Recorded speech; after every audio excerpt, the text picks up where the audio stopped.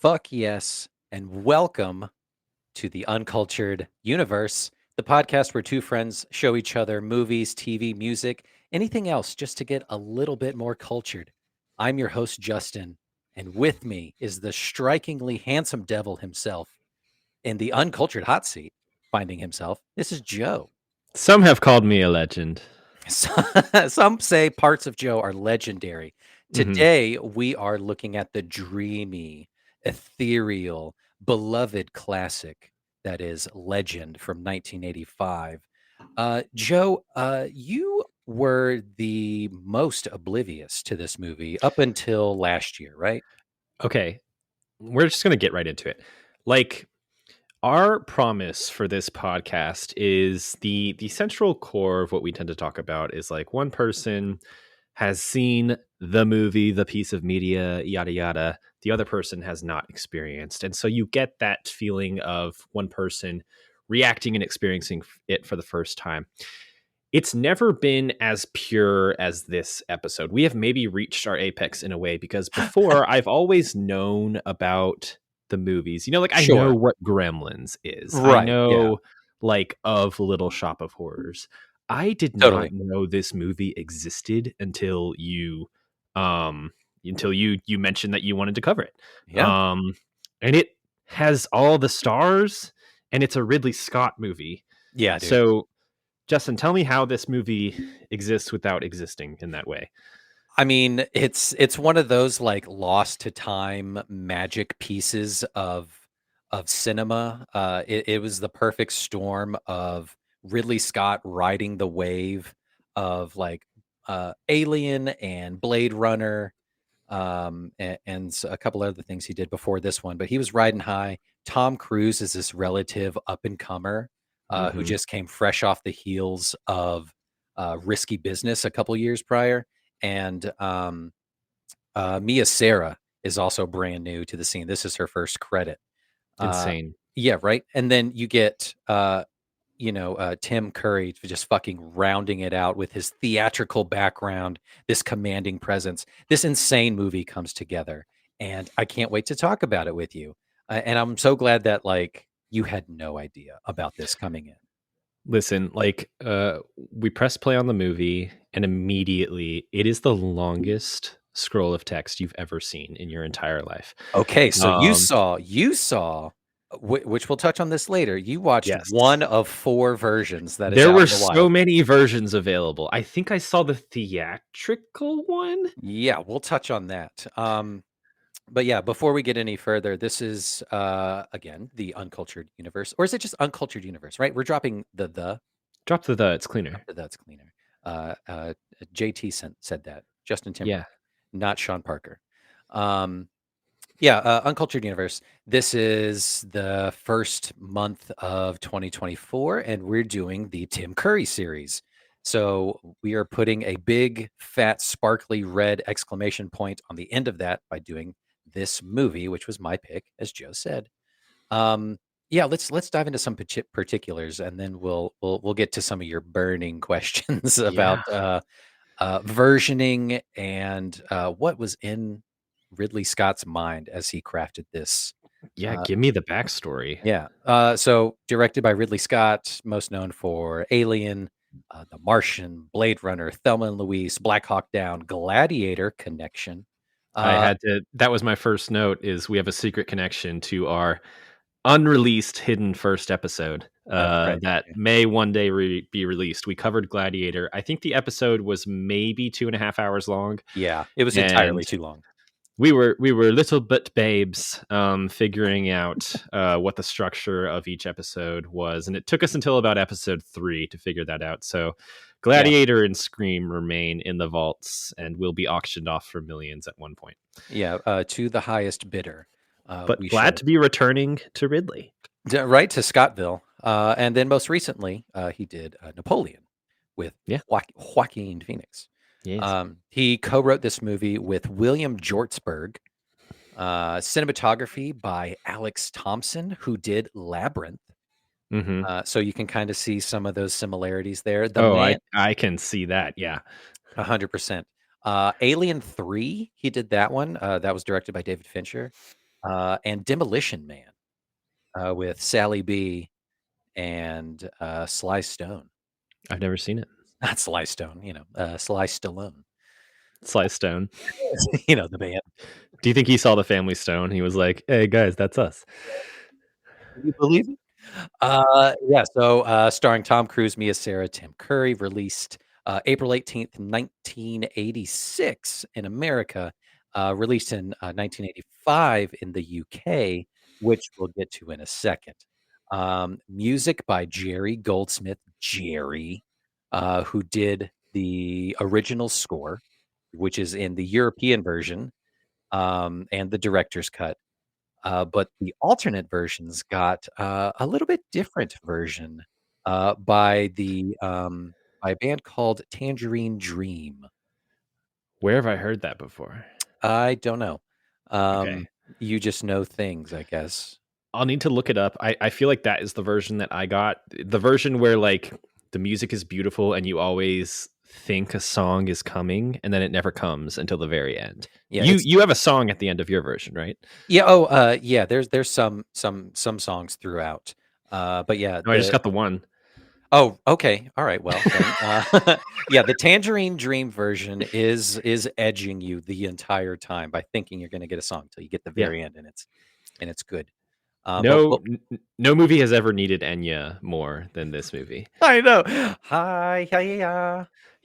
Yeah. That would the entire it's like mid to late '90s 2 a.m. commercial of best Where it's American like contemporary hits. Yeah. buy the box set for 3 installments of $19.99. Yeah, but like everyone would stay up and watch that, and you're like, "Oh God, what time is it? It's 3 a.m. Oh no!" But everyone knows all the songs.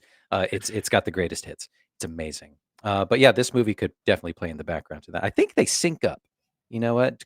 Correct me if I'm wrong. They might sync up. Couple nominations for this movie. Yeah. The British Society of Cinematographers Award for Best Cinematography went to Alex Thompson for this movie. Very cool. I've never heard of that. I didn't know that was a thing. The British Society of Cinematographers Award. These different little guilds, they each have their own little awards, and then they all come together as like a voting body for the Oscars. But they're all in their own circles in that way. Checks out. Yeah, checks out. This movie also got nommed for an Oscar for Best Makeup. I would believe it. The makeup in this is incredible. So this, good. I'll just say it. Like I'm usually somewhat cold or negative on some of these 80s movies. This movie looks incredible. This movie is like a painting. It really is. It's very painterly.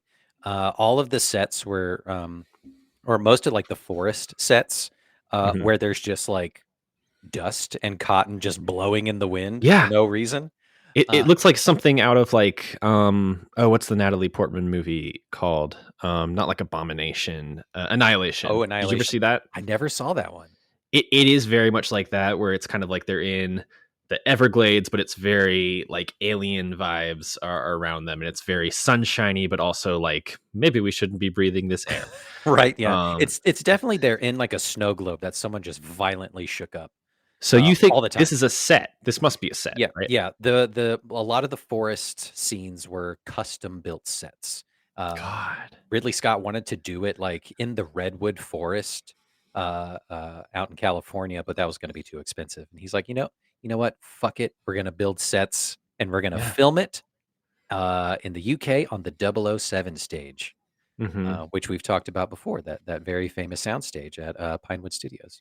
Do you think George Lucas walked by the studio and was like, "Hey, Ridley, you couldn't get the redwoods? Oh, that sucks, man." Yeah. Anyway, I'm going to build a whole planet over there. Just scoffed at him and like spit on the ground and said, "I'm going to go Ridley, you'll get there someday." And I'm going to go do episode 1 and 2 and 3. Yeah. Yeah. Yeah. Jumped into Spielberg's fucking convertible as they peeled ass out of there. They like threw eggs on the set. Yeah. Okay. 100% that is what happened. George Lucas slides across the hood of Steven Spielberg's like shiny red Corvette, gets into the driver's seat. Spielberg gives him a little smooch on the cheek, and they peel away. The cinematographer has to hold Ridley back. Like, it's not worth it, man. They're just jerks. I'm gonna get those fuckers one time. I'll tear them a new one. All right. Anyway, where That's what were he we? sounds like. Where were we? They were also nominated for a Saturn Award for Best Makeup, as well as a BAFTA, several BAFTA awards for Best Costume Design, Makeup Artist, and Special Visual Effects. This movie, is wild to look at. Um, we already touched on the kind of the snow globiness, the just the makeup in Mhm. general. We're gonna definitely have our own Tim Curry corner, but like some of the other goblins and creatures in this movie, like impeccable, nightmare-inducing, Yeah. amazing makeup. They look incredible. Especially in this era of makeup when you have these like heavily shrouded like demons and goblin-like creatures. Either like the mouth doesn't really line up correctly, the face looks like it's like disjointed a little bit, or the eyes don't like fit into the face. And but this like hits all of that perfectly. Yeah. Um and especially in the character of the little stooge goblin who we kind of follow for like the first 20 minutes of the movie, and Oh then yeah. he kind of drops off a little bit. I don't know what happened to him, and I got kind of sad. No one knows. But he looks incredible. Yeah, Blix is Blix. the name of that little goblin creature. Really cool, like the overdubs that they did on the voice. Yeah. The actor behind the makeup and all that kind of stuff did really really well. I like how The they look wet. Yeah, they're all like sweaty and kind of grimy, and like they're I I love that they're so like happy to be evil. Like it's very natural to them from the get-go. I was almost kind of on their side because I was like, he just wants it to be dark. Like he's not like trying to enslave humanity or anything. Um I have a skin condition. maybe they would, right? Like this he's trying to make the world ADA compliant.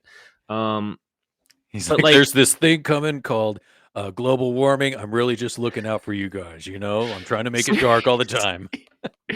seriously. But you mentioned the dubbing.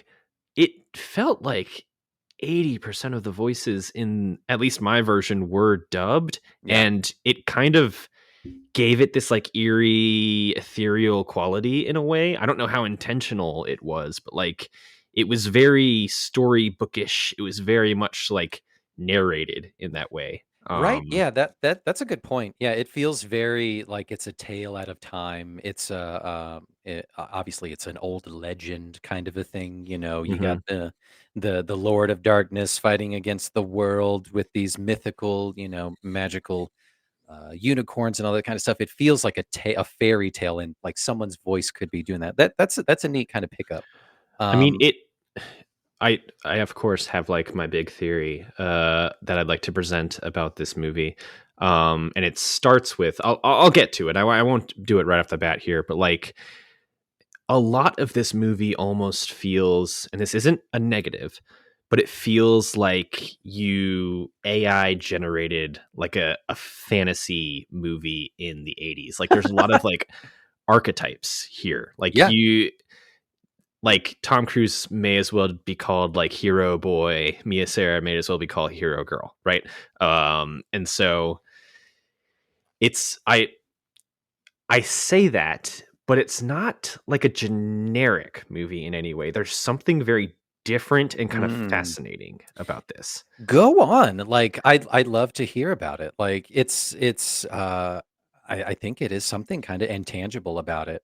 Um Do you it want me to fe- just like just shoot launch shoot into it. shoot my load and Shoot your wad all over give you this my podcast. thesis now? Yeah. I was trying to figure out um what was like enticing about this movie, because Mm. like Tom Cruise as a character in this movie, maybe not the most interesting. None of the characters are really like fleshed out in a way, but at the same time they don't really behave like humans. It's very much driven like by emotion. And I wouldn't necessarily include Tim Curry in this because we can have a whole Tim Curry discussion. That's part of Yes. the mini series, but he's doing something completely different.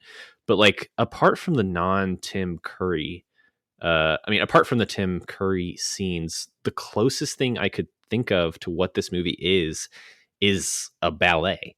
So like it, Ooh. if you think of something like Black Swan, how it's all just like archetypes. It's like you are an adjective almost. Right. And so you get these like two hero characters that are described as like they're just pure, they're just innocent, and they never really have to deal with any sort of like reckoning of the soul or anything like that. You have these like side characters that are first name supporting last name character, you know?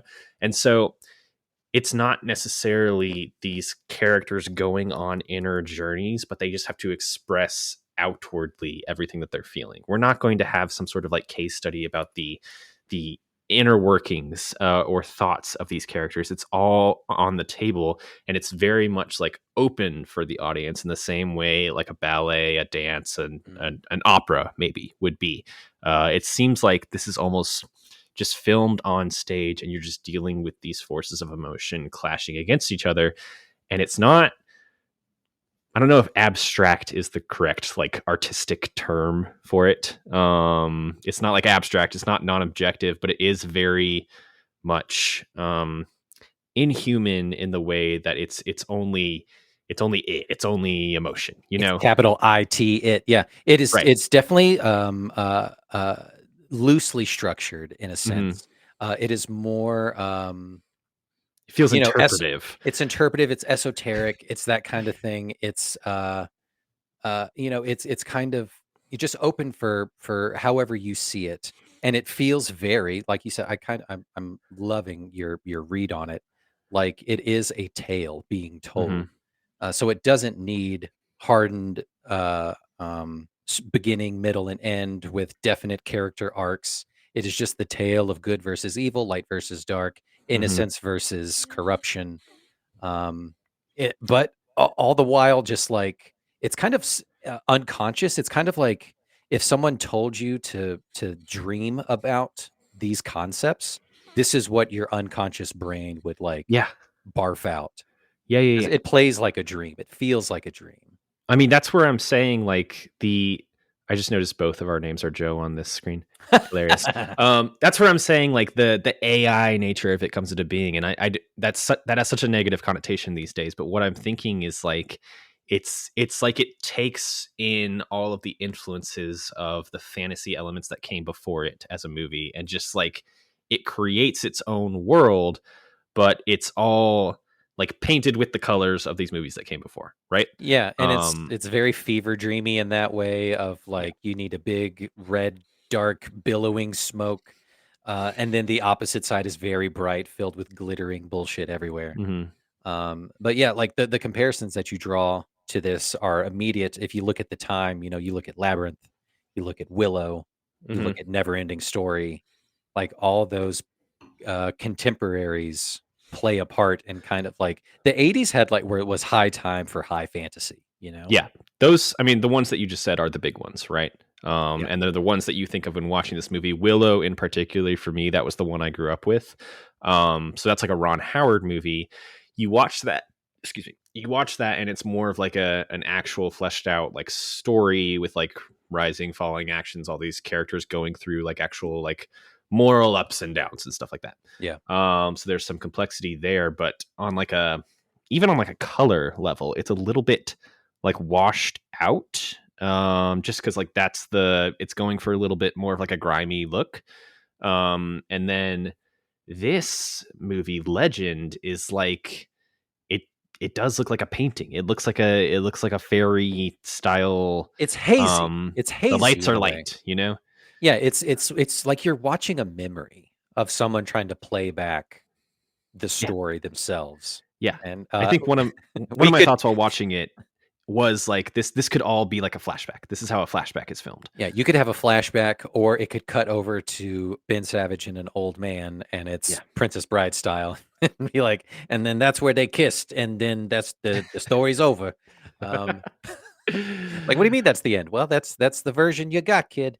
I want to jump over to that section here in a bit, as soon as you're done giving me the plot to Legend. Yeah, I'm glad we're trying to like tackle the plot earlier and earlier in these episodes, because it gets insane if we don't actually give it. And Okay, when we're done and you do a good job, I'm gonna cheers you, and we're gonna talk about our cocktails before the very end. let's just get them all out. Yeah, let's just get it all out. Okay. Okay. Joe is going to give the plot to 1985/86 Legend, starring Tom Cruise and Tim Curry, Mia Sara. 3, 2, Mhm. 1, go. Okay, Tom Cruise plays Jack. He is like a wood boy who lives in the fairy woods. Sara is Lily. She's a princess of an unknown kingdom. They have like a love affair. These unicorns also exist in the woods, and they somewhat control like the flow of nature. And Tom Cruise shows Lily the unicorns, and it's forbidden. And these goblins who work for the evil darkness villain nearby, who's trying to release darkness upon the world, also use this as an opportunity to essentially capture one of the unicorns that's cut its horn off, which releases a curse of frozenness upon the land. Plot happens. They have to go and kill darkness in order to undo this curse. Lily gets captured by darkness. There's a bit of like a Beauty and the Beast vibe for half a second. Darkness is played by Tim Curry, and he just wants to like fulfill his purpose in a way. And they defeat him with sunlight very elaborately. And they literally just run off into the sunlight. There's a band of woodland creatures who are also with Tom They're Cruise. helpers. Yeah. Well done, Joe. It's the plot wise, story wise, two different things, but the general arc of the movie is very deceivingly simple, right? It's magical unicorn, holds the innocence and the light of the world. There are 2 locations in this movie, 3 if you count that footage. Up and down, and then in the middle there's like the lake. There's a swamp. Yeah, there's also a swamp, which we'll talk about here in a second, because I fucking love that scene. It's light versus dark. They gotta go take the light back, and what is the opposite of dark? It's light, and that's how you defeat it. It's very bing bang boom, very simple, but like with weird little twists and turns. Super fun. Well done, Joe. Cheers to you. You doing good, kid. Yeah, thank you. What do you got? I think we both went in a similar direction once again. I have this is the Devil's Margarita. Yep. It's tequila, fresh squeezed lime juice, simple syrup, and floated with a little bit of red wine on top. It was floated. It didn't do so hot while drinking it. But in each of the mixtures, I added edible glitter because there's so much fucking glitter in this movie. Yeah, it's a very glittery movie. Cheers. I went in a similar direction, courtesy of Jonathan. I have what we're calling Me and the Devil. And so it is 1 part Campari, 2 parts vodka, 3 parts vermouth, half a part grenadine, and then garnished with a Luxardo cherry speared upon a very pointy skewer. Just precise. That is the only way. I love that you're working those Luxardo cherries into everything. This is the only way we'll get through them. Yes. Yeah, you must get through them. We paid $8 for these. Damn it. Yeah. Very Negroni vibes. Yeah, I love that. Very different vibes, but like similar neighborhoods. Love it. Yeah. Cool. I mean, all right. What do you got? I think it says something that we were both drawn to the devil aspect of this movie because that's obviously the curry part. It's the reason why we're here. But before we have curry time, go on. Do you have any other thoughts that we should cover here? Yeah, definitely. We'll tackle the let's talk about the many versions of this movie and the soundtrack and score. So there are 4 distinct cuts of this movie. There's the original European cut, 94 minutes. The American theatrical release was 89 minutes. The network TV version was 94 minutes. And then the director's cut coming in at a whopping 113 minutes. Oh, wow. It's a long story, like how he came about this. Just before they released it in the American market, with some test audiences, they were kind of talking about the original score of like, hey, this isn't really vibing, and he's like, fine, fuck it. You know what? Let's cut Jerry Goldsmith's soundtrack, and I'm going to commission this artist. I think it's 2. Lucas and Spielberg drive by and they're like, Scott, heard your score didn't work out. That sucks, man. Oh man. Hey, you want to borrow John Williams for a day? You can't. Yeah. He's in the back and he's like he's tied up. Shut up. He's like the gimp. Go on, go on. Go on. So they commissioned the band Tangerine Dream. They gave them, I think, 3 weeks to do the whole score, Very cool. or soundtrack score, for the American theatrical release, which is why it's the 85, 86 release. Um, yeah, they are a German electronic artist. Some diehards of this cult classic movie claim that that is the superior version. Hmm. I Um, think the American theatrical is what I must have watched. yeah, because that's the telltale is the opening scroll. Hmm. Very much, they're like, "Hey, cool, you got the opening scroll? Yeah, never heard of that. Oh, that's cute. We'll see you in court, bud." But cult purists, which the kids that saw this movie in theaters saw it with the Tangerine Dream score, hold it true, and compared to the original, they say it is better. I think it's a different vibe. Director's cuts, often do that. Hmm. Case in point, most recently with Zack Snyder and his Justice League cut. Yeah. I think his cut is way better than the theatrical release. Um, but that's neither here nor there. I like the Tangerine Dream score more because it fits better, but I'm not shitting on Jerry's Jerry, his uh, his Jerry. his score. It's good. It services it really well, but it feels sort of generic just because it's a typical orchestral kind of a thing. But Tangerine Dream has like the synths and the of the time, the 80s sounds to it. And it's a Yeah. little more tender. It's a little more um I don't know. I guess tender is the right word for it. It's It's very hazy like the screen is. It's very yeah. love story between our two dumb little lovebirds. Those fucking dumb kids. And so apart from the 4 distinct cuts of the film, there are several different endings, Joe. One of which, this is the US theatrical one. This is the one you watched, where Lily and Jack run off together, watching the unicorns reunite, and darkness watches from the void. Cackling I did see that. I think every single movie should end with the entire cast waving goodbye to camera. yes. Like they and like linger on that for about 30 seconds because I loved that. Way longer than is needed. Yeah. I wanted them to be like, yeah, we'll be back in your dreams if you remember us, and then they like all fade away. Kind of, it was Yeah. all a dream. Yeah. And then Tim Curry just laughing in the background. And then Yeah, the last thing being, it should have been, but darkness will return. I mean, Um, it makes perfect sense. There is no darkness without light, and vice versa. Like, I guess there could be pure darkness, but like if you have light, you're gonna have darkness. yeah. You're going to cast And some so shadows. he's always gonna come back. You Yeah. can't really eliminate him. You can just like keep him at bay. Yeah. That's right. I mean, just keep shining light on him because he's really sensitive. He doesn't have his sunscreen.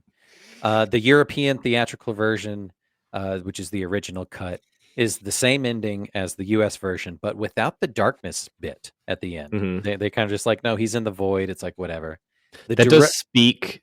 I keep interrupting you. That speaks to like American style of filmmaking. Even back then, is like let's leave a little back door open for a sequel just in case. hey, Ridley Scott did say that he thinks European artists or audiences are a little more. They require a little more panache, which is why Ooh. his European cut, has a little more of that ambiguous ending and stuff like that. Hmm. American audiences demand a little more simple, which is fair. We're dumb. Um, the director's cut, which is the version I watched, because the DVD that I own is the director's cut. Lily and Jack don't run off together. They decide to keep things casual. You know, she gives him her ring, and she's like, Remember me by this, just remember me always." And he's like, "Okay." And he puts it on. She's like, "Can I come back tomorrow?" He's like, "Yeah, come back tomorrow. We'll hang out." And then That's kind of sweet. only Jack runs off into the distance. Oh, Just Jack by himself back into the woods. He's like, "Well, see you later." It's weird. It's a weird ending. I like the where they end up together. yeah. I mean, they're clearly like dating, but you also get like friend vibes from them. I don't know. I don't know how old they are. I don't know where they are. I don't know anything about this movie other than it's a vibes movie. It's vibes. It's vibes and glitter, and that's all you need.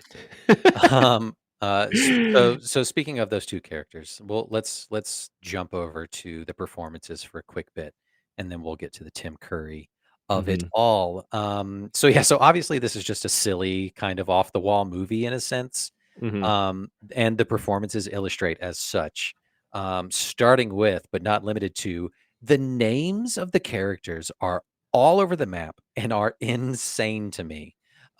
You get Brown Tom and Screwball, the little like dwarven elf Yep. woodland nymph kind of The guys. They the fun little old brothers, yeah. yeah, definitely Hobbit dwarf vibes, Mhm.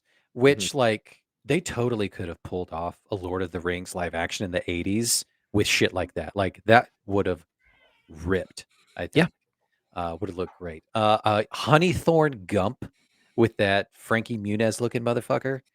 So Um, I was watching it with our friend, and she fully like she called it. She was like, "Oh, that's Frankie Muniz," and I had to you're kind of like like, look it up later. I was no, like, it's not. "Wait, do the timelines line up for that to be Frankie Muniz?" I mean, it's like it's He some was like one. Scandinavian actor. Yeah. Yeah, yeah. Frankie Muniz was like not even born when this movie came out.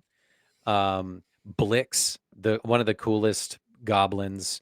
Um, I love that he speaks in rhyme. Only Yes. him, no one else does. And it's so cool. Like it's kind of silly at first, but then you're like, that's kind of rad. And he kind of like provides the comic relief. He's got these little one-liners where he kind of stands up to the Dark Lord, where he's just like, you gonna tell me what to do or not?" Or like, I like to they have initiative and I like to encourage them, my lord. He's Yeah, like a little manager of his goblin team. Like he it's has to great. like process time cards and stuff. Yeah. A couple of my favorite rhymes that he says is, mortal world turn to ice. Here be goblin paradise. Right. Like, do they want things cold? Because it's like there's fire all over the place in their little hideout. I mean, I don't know. That's light technically, but like Right. not light from the sun. The light from fire is cool. Light from like fusion, not cool. Yeah, Uh, it's a very anti-nuclear propaganda message. Another cool character name is Una. Una the Mhm. fairy. Very Listen, cool. Like Tinkerbell vibes. that is a piece that I wanted more of. It got very interesting when the fairy turned from like a little light speck into a little girl who also wants to like really get it on with Tom Cruise. And I was like, wait, is she kind of evil? Because she's kind of antagonizing when she's like a little light speck. Yeah, she Hmm. helps them, and it's like Navi and Zelda or like little Yeah. Tinkerbell. Listen. And then yeah, hey, and then she like shows her true form to Tom Cruise, which is just like a fairy girl. But then you realize like it's supposed to be a secret that she's a girl. And then when she finally reveals herself to the other teams, they like are shocked and she's kind of like they're against her. It's Fuck very weird. yeah, when she turns Gump, like, fucking hisses at her. Yeah, I want to know what the history is there. I wanted more of that, but then she very much seems like she's about to like curse them and stuff, but then she just kind of helps them out of the cell Yeah, and goes back to little light speck. I wanted more. I I wanted wanted more of more that. too. I Yeah. wanted more too. Yeah, it is definitely interesting. Her, like, crazy, like, just licked my finger and stuck it in the socket hair is Hmm. so iconic and cool, and her, like, wild blue eyes, Yeah. And are she wants a nuts. kiss, which you never So bad. give to a fairy. Don't ever give them anything. Don't you know anything? Like, don't go into, like, a fungus circle in the woods, don't Yeah. speak your name, like, there's a whole fairy lore about that, Hmm. which is very cool to see. And then just rounding out the names, we go from, like, super cool fantasy world made up names to Jack, Jack. Lily, and then it's like, well, I mean, I guess. Why Jack and not? Lily in Darkness. I want like a trio of little kid Halloween costumes. That's Jack, Lily, and Darkness. You have little Wood Zelda boy, you have Princess Girl, and then you have Horn Devil. Horn Devil Man. Super cool. And then my favorite character in the entire movie, Meg Mucklebones. is that the swamp lady? Yeah, yeah. Okay. Name's Tell me, Meg Mucklebones. yeah, tell me Uh, more there. What's going on? What do you love? she's terrifying. Mhm. It is a horrifying scene, but it is done so well, and it's done practically. Mhm. Um, that scene in particular is like Jack's first run in with that's his first challenge. That's his first hurdle. Yeah. His first time swinging a sword, and he's like not so sure of himself, but physically he's not sure of himself, but he relies on his wit, and he's like shamelessly flirting with this swamp witch monster lady, and it Right. works. But like her long fingers have always stuck with me, and just the way she was able to like emote this stuff is so funny and Yeah, amazing. she springs out of the bubbly water and her arms already look like they have like 10 more joints than normal. She's got like this like praying mantis kind of look. It is a great look. And then he cuts her head off at some point. Yeah, like by distracting her, by getting her to like gaze at her reflection in his shield, and Everyone then wants to kiss Jack. he's got kissable lips. Yeah. Um, but I mean, that's not to say that like, that was definitely her downfall. Like you kiss Jack, you get whacked. Yeah. Kiss Lily Jack, needs you to get whacked. watch out. Yeah. All right, let's talk about Tom Cruise for a second. In this role, he is all teeth, thighs, and hair. That is all you get. I'm glad we brought up the thighs because Fucking there thighs. there is a moment in this film where they essentially the winter has come. We have to save the remaining unicorn. We have to go defeat darkness. They answer the call to action. And so Gump, his little forest elf friend, says, "Hey, we've got this like suit of armor randomly in this cave over here. Why don't you go try it on?" And you're like, okay, now we have like our iconic. He's suited up. He's gonna pull out his lightsaber, his sword, all that good stuff, and we're gonna go charge into battle. He comes out in a gold, kind of like scaly overpiece, a sword, shield, no pants, No pants. nothing, nothing going on there. He's wearing like what I'm assuming are like cloth shorts and then boots. Yep. It's a cheap shot to say all I could think of was like Reno 911 sheriff, but like that's what it is. Yeah. He And was. I applaud the film in every way, to be clear, for going for that. Yeah. He probably came to Ridley Scott and was like, "Hey, so when did the pants come in? From wardrobe?" And Ridley Scott's like, "Son, there ain't no pants. There ain't no pants in this movie. Hey Ran out of Scott, budget." heard you couldn't afford pants. I love this bit. I love this bit that keeps going. This is great. We'll do a super cut of it. It's like Um, Mark Hamill's in the back now, and he like throws paint at them. Hey, had to go, kid. Way to go, kid. You really got him with that paint. Like, did I do good, Mr. Lucas? Yeah, yeah, yeah. You did. Settle down. Settle down. And he uh, gently like strokes his cheek. Yeah. We're making George Lucas out to be a fucking creep. He very well may be, but I don't know. He's yeah, probably. this episode's really gonna make waves and get back to him. I love it. His boyish charm comes through. Again, this is like his fifth movie that he ever did. Right. Uh, but it works. Like he's iconic in this one to me. This is my first memory of Tom Cruise as well. He Um, doesn't speak for a while, and I was like, "Oh, are they going like full Zelda Forest lad?" And he's just going to be like the silent type, and then he just like talks in an American accent, like it's normal. yeah, Um, yeah. what do you think his role is, just as a human? Is he like a human raised by fairies or something? Yeah, there's Like something magical about him in a sense, but like not quite like wood nymph, woodland fairy creature. He's just a boy of the wood. He just right, lives in the woods.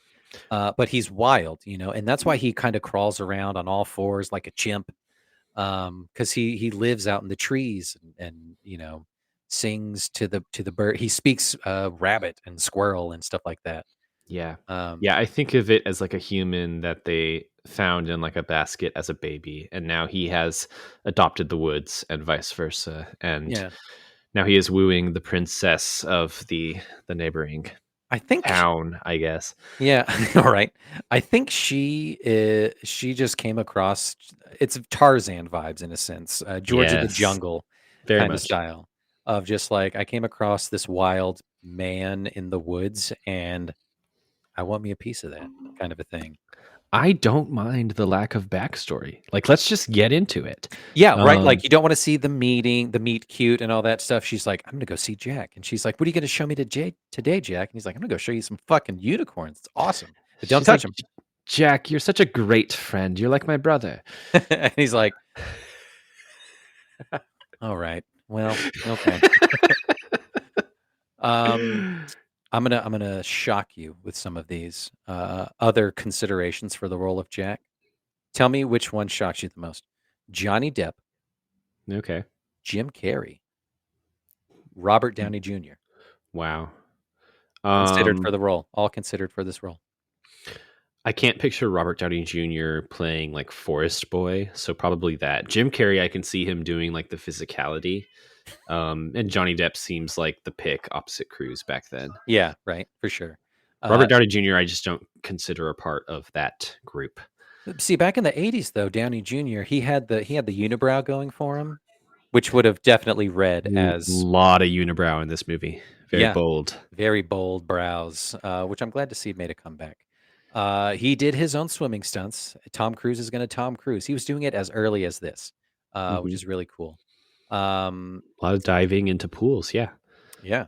Uh, let's see. Mia Sara, first on the scene. This is her first acting credit. The year after she did Ferris Bueller's Day Off. Uh-huh. Good for her. She is great in this. She's Like she good. is very good. I mean, the obvious like comparison is to another movie we watched, which is Labyrinth, and you have Jennifer Connelly in there kind of playing like this dark-haired woman in white navigating this crazy world. Jennifer Connelly kind of stays, I'm not going to say like one note, but she's very level keel the entire movie, whereas like Mia Sara, I wasn't expecting to go the places it went, because she's this like princess archetype. She gets captured at some point with the remaining unicorn and finds herself in the darkness castle slash tree, whatever we want to call it. It's this like dungeony place, and then the movie takes a fascinating turn, Mm. because you find out, like, we can get into the darkness of it all. Yes, let's get Darkness there. is this like horned devil creature who you I mean, like, through no fault of his own, falls for Mia Sara's princess character, and he's immediately like, oh, like I want to turn her, I want to bring her over to the dark side so that she can essentially like rule with me. Um and so instead of like her kind of like playing Princess Peach and just being like immediately no, and I'll wait for Mario to come save me, like it becomes this like dark night of the soul, dark dance, It which is. literally becomes a dance where these like very interesting looking like characters appear to her in whatever dungeon she is in after she kind of runs around the basement of this castle. Mhm. And there's like this like waltz with the devil that happens. It's very interpretive, it's very metaphorical, and she goes from this like white wearing dress into, she essentially like merges with this like darker character and becomes this like darker princess. Yeah, I wasn't expecting it to go that way, and she sells this performance. It's the black swan of it all, right? it It's really like is. she's giving pure innocence, but then she's also giving like sultry temptress once she essentially gets taken over by darkness. Yeah, which is really cool. I love that scene of like the dress come to life, kind of Hmm. like dancing, flirting It with her. looked incredible. Yeah. I mean, like they went hard for Yeah. this movie with the effects and like it's all practical. Like it's practically done and it's so cool. But yeah, like when she does the turn and she's like in the dark makeup and the deep cut of the dress and she's just like I embodying know. it and you're like, is she You gonna get wave like her? Is she not? center boob is what you get. Yeah. Yeah, uniboob for sure. You think like, is she going to turn? Is she not? She's sticking to her guns, but like you can see the battle of like temptation kind of wavering through her, Yeah. through a lot of it.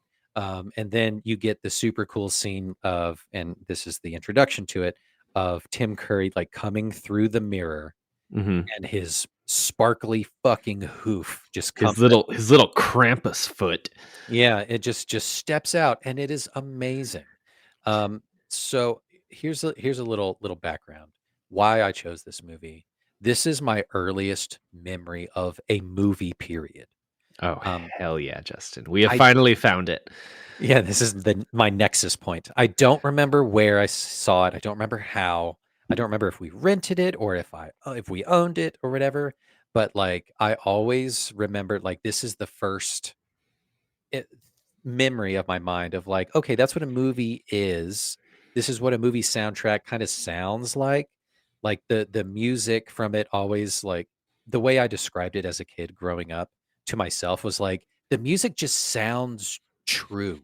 Hmm. And like there's some cute little innocent innocence and truth about that too. Um but like I always have that vision of like the foot and just like the red giant horns, even without the face, really. Um, and then just like the ethereal dreaminess of it. So this was my like first core memory of what a movie is. And it's so cool that like it's tied to Tim Curry, where he's playing like the fucking like iteration of the devil.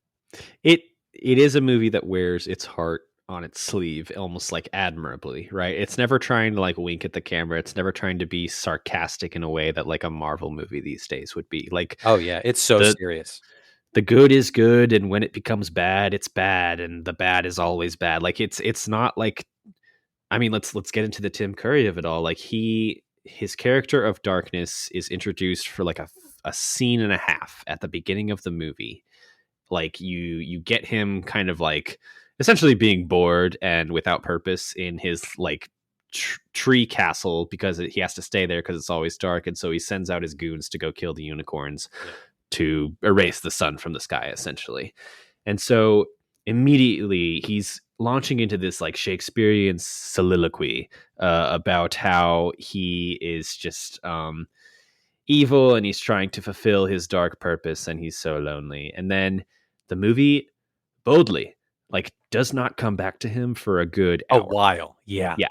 And then the last 20 minutes of the movie are his essentially. And Yeah. so He commands the scenes that he's in though. And he's because it's not he's not the comedic element really, which right. we're so used to with Curry. He's the opposing force, which we get a taste of in, comparison, and we'll talk about this in a second, the, Cardinal Richelieu, Hmm. of this villainous, vile, s seeped in red kind of character, and, he plays a really good villain. Hmm. And it's just you cannot take his eyes off of him in any of the scenes, even though, like, it doesn't look like Tim Curry at all. At all. He is lost in the makeup, but Yeah. that is fine because even though they pitched his voice way down, still has his speaking cadence, and it's still just oozing that sexiness about it. Well, I was wondering, he's obviously wearing like a cake's worth of makeup. Is it him in the costume or is he like a dub? Because they did dub so much of this movie. This man went through 5.5 hours of makeup, every day, his entire body being encased in makeup and effects. Yeah. So much makeup that he had to spend an hour plus in the bath just to liquefy all the goop and like liquid adherent agent on his body. My God. He went through it. He was on 18-inch stilts on his feet, learning to walk on stilts and run. That's him running.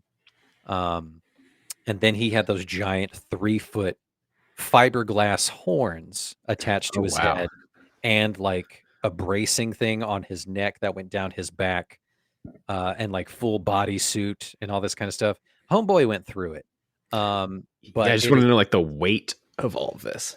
I have no idea how heavy it was to carry around, but like enough for him to like emote and walk around and fucking swing a sword. Yeah. which is cool. But yeah, so from hoof to horn tip, he was about 13 feet tall. This Yeah. massive, like I would. So first of all, side note, like if God and the devil are real, God, I hope the devil looks like this. Like so fucking cool. Like just this giant hulking figure is so just amazing and iconic. It is like a classic devil look. It's what you get when you Google devil. I mean, these days in a movie, it's going to be a lot more edgy. It's going to be some old woman who's saying "fuck" and that's the devil. But no, this is like the absolute like devil archetype, like maxed out to 100. Even though he's not like really like the devil, like Satan Right. or Lucifer or whatever, he is the Lord of Darkness, and he's like, I don't know who he's praying to or talking to when he's talking about mother and father and stuff like that. Like, who Yeah. knows? I don't know. It's so cool, and I Just love that they don't the answer. old gods. Yeah, you don't need it answered. He's not really like the devil. He's more like a fawn in a sense. Like he's got the He's hoofs and the he's a fawn. He's a little Hellboy. he's fawn as hell though. Yeah. His just He's kind performance of fine as hell, a if we're being fawn as honest. hell. Yeah. The like there's the scene when he's just trying to convince Lily to just like stay and talk with me. And Yeah. he's like leaning against the table, just like super casual. And it's like, that's fucking rad. Why is that so rad? I mean, it's very Phantom of the Opera. It's very Beauty and the Beast, kind of like this Mm. idea of like he's a devil, but he's a gentleman, and like He'll treat you right, kind of. his purpose in life is to be the bad guy, and that's why he's the bad guy. But he also like has wants and needs of his own, and he essentially has manners, right? He's very learned. He's very All this comes down to maybe I want a version of this movie where she stays with him and we get to see their story. Like, would that be the worst thing? He doesn't seem like he wants to like hurt her. he seems like he'll be good for her, you know? Like she's He's looking got a for something. He's rockin' got body. oh, dude, rock hard. This dude rules. Yeah, so we already talked about it, like how he's on screen for like maybe 20 minutes, if that, maybe Yeah. 15. Um, so hardly at all comparatively through the whole, which regardless of what cut you watch. But that's the visual that sticks with you in the movie. Yeah. Um, and that's the performance that most people can really think of. Just because it's not just the work that went into because a ton of work did, yes, for the makeup and all that kind of stuff, but he was still able to put on a fucking like incredible performance. Yeah. Yeah. Like, They and I'm not left some room in the face and obviously with his voice, and that's kind of where he shines. yeah, like he wanted to have his eyes not be covered up, but they were like, no, dude, fuck that. We're gonna put these really cool, terrifying yellow contacts in your eyes to make you look like a goat monster, and it's Yeah. way cool. I love that. I also love the early scenes where it's just like pure darkness and it's essentially like a black light. So his nails and his eyes are glowing, but they're like lime green in a Yeah. way. And so you don't get like the full shrouded in fire red effect. It's mostly like you're playing laser tag with the devil. Mhm. And that also looks very cool, but in a very different way. It's like black and lime as opposed to like red and gold. Yeah, very cool. I love it so much. It's such a neat stylistic choice. Mhm. There were so many stylistic choices in this movie, and they all sing. They all fucking sing um, so well. So I had this little bit in here that I want to talk about before we get to the end game. Um, let's look at the two movies we talked about for this Tim Curry series. Your pick from 1993, The Three Mhm. Musketeers, and this one from 1985, uh, Legend. So looking at Richelieu versus Darkness, the two performances. Um, I mean, I already kind of hinted at it. You know, they are both fucking slaying in red. Mhm. He knows his color. Um, both characters are like dramatic, theatrical, vying for power in a way. But both also still pretty like forthcoming and sexy, right?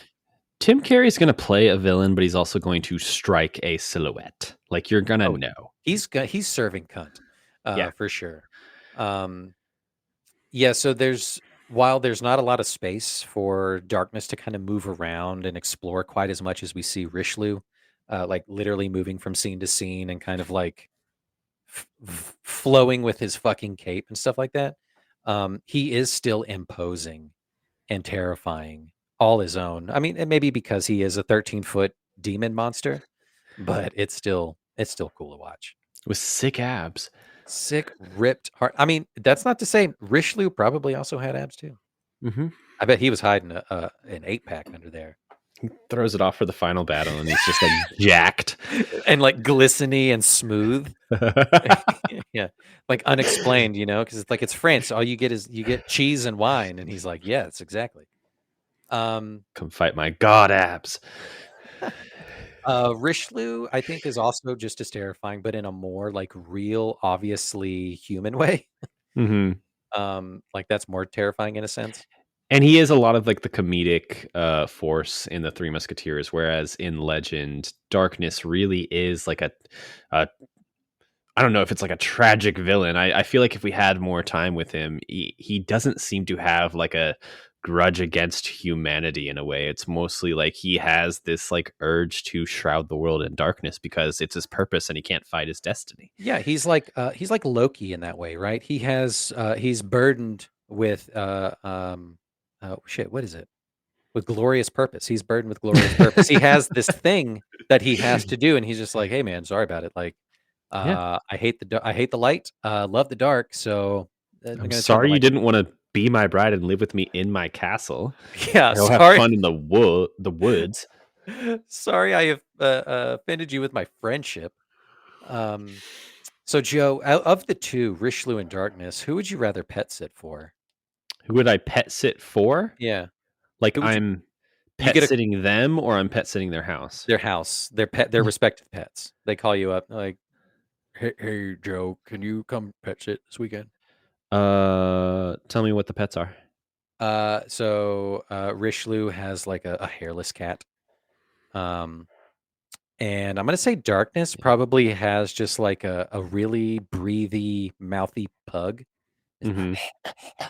You know, But he loves them. everybody loves him. Uh, Yeah. so Um, yeah. I'll pet sit for Richelieu. I want to hang out in the palace. Oh, right. Like lots of room to run. You know that there's like a cat wing. Yeah, Yeah. super fun. Little Uh, kitty. let's see. Okay, let's say you double booked a night on the town with both of them. Fuck, you messed up your calendar. You're booked for the same time slot to go hang out on opposite sides of the city. Who do you call to let down and go party with the other? Oh fuck. I will. Ooh. I'll call Richelieu to let him down and go party with Darkness, but I'll tell him where we're partying because I feel like he will be so offended by that he'll want to come over and like plot revenge against me, and that's where I'll like be like, Richelieu, have you met Darkness? And then they get it on. Oh, in Yeah. front of you? Okay, Yeah. yeah, I love it. I love the way you do that. Um, this is just the last little silly one. This is kind of a warm up for Endgame. I love it. Let's say one of them calls you out of the blue, asking for a quick Venmo of $300, no questions asked. Who do you give it to without hesitation? Oh, Darkness. Richelieu set up some sort of like virus thing where he gets the 300, but he also gets access to my bank accounts. Darkness, I feel, has like an honor code that he lives by and will pay me back with interest, even I if the love interest is like blood vials. it. Yeah. Yeah. Richelieu is trying to like contain his laughter. Yeah. Like, hey, just click on the link and send me $300. It's gonna be fine. Oh, that's good. I love that. So, Joe, what are some of your final thoughts on 1985's Legend? It surprised me. Again, you walk into the first couple minutes of this movie and you're like, okay, this is fairy tale the movie. This is 80s fantasy the movie. But no, it goes in some interesting directions. I mean, Tom Cruise and friends do go on a more of a typical hero rescue mission. They Right. spend about 30 minutes setting up mirrors. It's nothing but setting up mirrors for like the last half of this movie. It's a lot of But setup. once Tim Curry gets into it and he kind of has his scenes with Sara, credit to Curry, like those are the moments that really shine for me with this Yeah. movie, where I'm just like, I'm kind of waiting on the edge of my seat. I don't know what crazy thing is going to happen next, because in this movie it feels like anything could happen, How which could you is ever know? Yeah. fantastic. Yeah, that's what you want out of a movie like this. Yeah, Of just like, I'm ready to be surprised. Fucking surprise me. I don't Um, need structure. I don't need a plot. I'm an adult. Like, I can read. Like, let me do my thing. Um, of the 2 movies, do you think this was a good cross section of Tim Curry's career? Yeah. I mean, Yeah. I think you'd be hard pressed to find an interesting movie where Tim Curry isn't playing the villain in a way, even if we're talking like Rocky Horror. But Mhm. I think on the Tim Curry villainy scale, we did pick the more showy comedic side versus the more showy Shakespearean side. And so you Yeah. get those two parts that seem kind of foundational to him. Mhm. Yeah, I think these were great picks as well. Very different, very indicative of the individuals. Yeah, Uh, I'm glad you let it drop that this is kind of your first movie memory, because this time last year we were talking first and mine was Bug's Life, and so we're really kind of bookending the year in that way. Bug's yeah, Life and Legend. that's how we do it, you know, Double feature that. double fist it. Yeah. So fun. I'm looking forward to doing more of these where we kind of look at the actor, the performer, the writer, the Mhm. director, and kind of stuff as we move about 2024 at Uncultured Universe. So, Joe, that was Legend. So much fun. I'm glad you were tickled by it. I really wasn't sure how you were gonna receive it, Yeah. because it is so wacky and weird. I'm glad that you just let it wash over you and you just went on vibes. It's different, I'm into it. All right, so we're gonna move into the end here of end games, and we're gonna wrap up. Let's see what this is all about.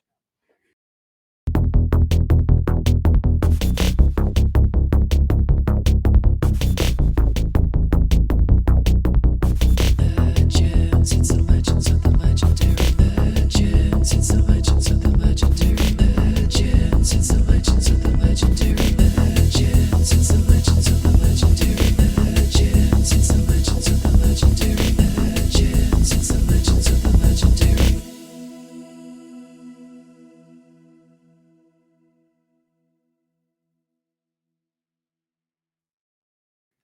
With that shot, I forgot that he also has like really tiny nips. He's got Yeah, teeny little nips, little I devil didn't nips. forget.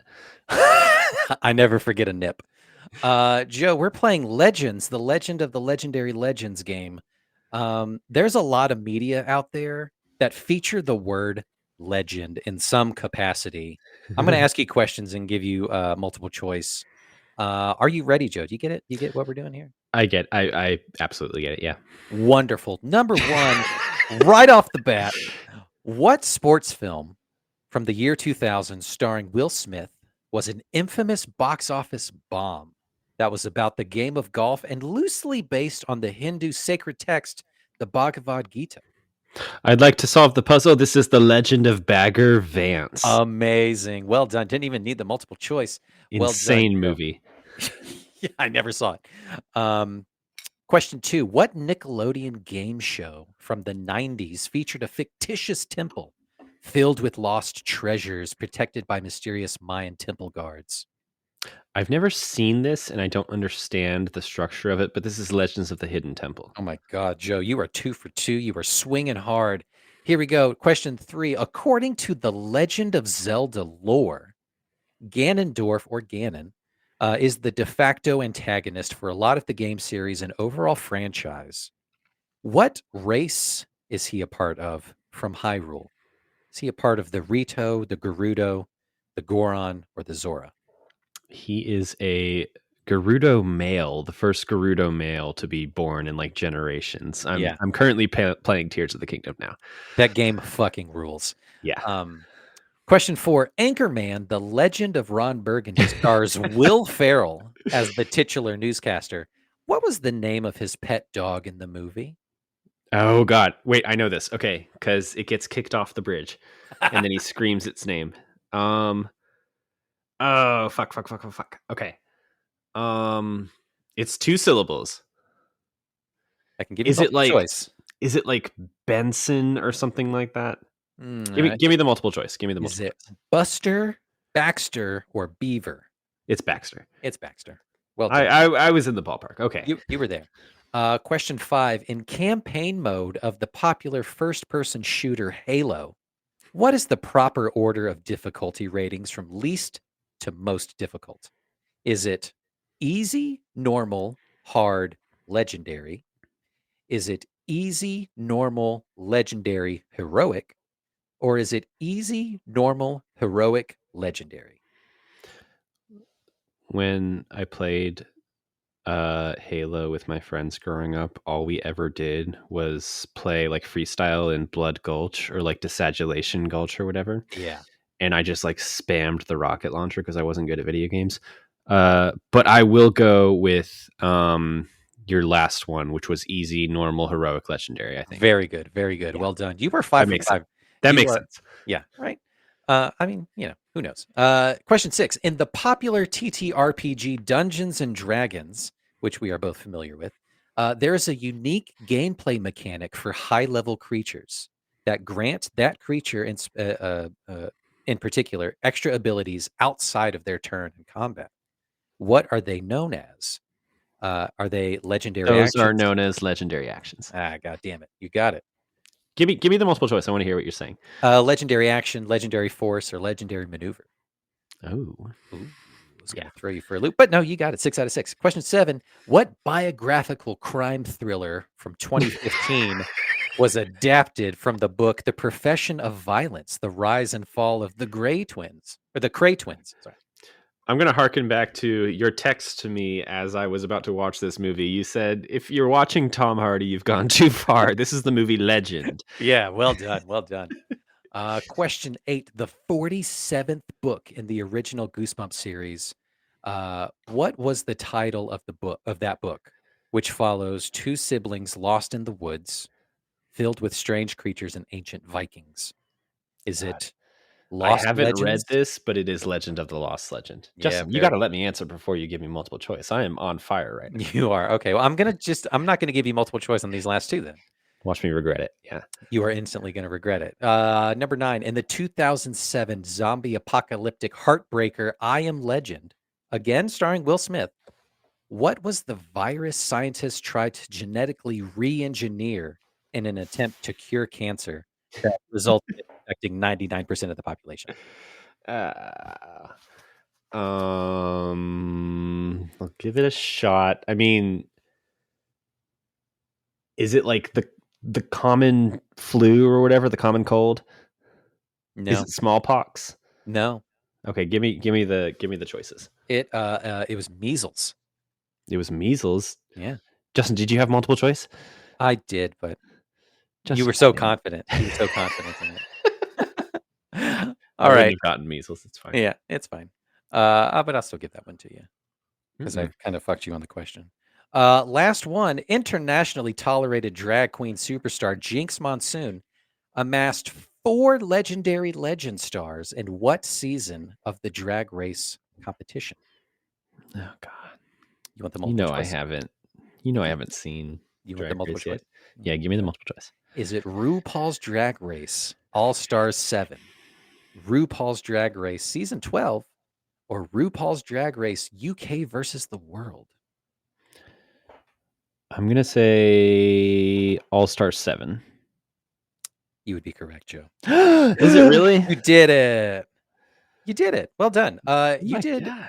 incredibly well at that. People call me legend. I mean, they say Joe is legendary. Joe Can is you about start to. calling me legend? Can you start that, please? Are you gonna? Please, can you do that? I would like that very much. Please, I would. Are you gonna do like my pronouns are legend? So much fun. You did really well.